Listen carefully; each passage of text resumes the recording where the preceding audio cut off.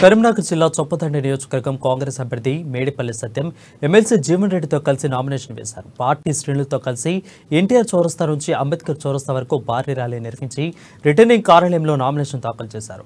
ప్రజా వ్యతిరేక పాలన సాగిస్తున్న బీఆర్ఎస్ ప్రభుత్వాన్ని గద్దెదించాల్సిన అవసరం ఉందని జీవన్ రెడ్డి అన్నారు.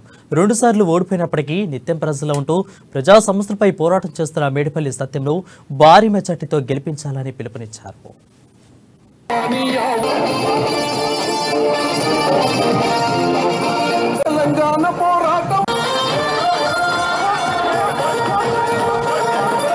మనం ఏమంటున్నాం, క్వింటల్కు 500 రూపాయలు అతనికి ఇస్తామని చెప్పి అంటున్నాం. క్వింటల్కి 500 అని చెప్పి అంటున్నాం. ఎకరానికి 20 క్వింటల్ వడ్లు పండిస్తే 20 × 500 ఎంత అయితే 10,000. ప్రతి పంటకు 10,000 రూపాయలు మద్దతు ధరకు అదనంగా కాంగ్రెస్ పార్టీ ఇవ్వబోతుందని చెప్పి అంటున్నా. మరి కాంగ్రెస్ పార్టీ 500 రూపాయలు అదనంగా ఇస్తామని చెప్పంటే కేసీఆర్ నోరెందుకు పేకొద్దలేదే? ఆయన కూడా అన్నాలే కదా, కాంగ్రెస్ 500 ఇస్తా అంటున్నాను, నేను కూడా ఇస్తా, ఇంతో అంతో 500 అని చెప్పి అన్నాదా? ఆయన నోరు పెగులుతలేదు, నేను అంటున్నా, నిన్న పోయి కాంగ్రెస్ ఎన్నికల ప్రణాళిక చర్చించడం, తీర్మానం చేసినాం.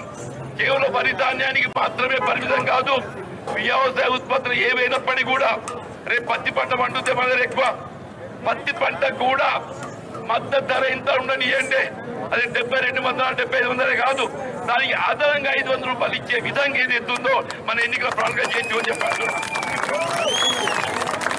మీరు CCA cotton corporation of India మీకు కల్పించబోయే మద్దతు ధరకు మనం ఏమంటున్నాం, క్వింటల్కు 500 రూపాయలు అతనికి ఇస్తామని చెప్పి అంటున్నాం. క్వింటల్కి 500 అని చెప్పి అంటున్నాం.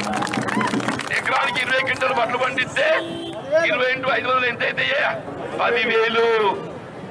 ప్రతి పంటకు 10,000 రూపాయలు మద్దతు ధరకు అదనంగా కాంగ్రెస్ పార్టీ ఇవ్వబోతుందని చెప్పి అంటున్నా.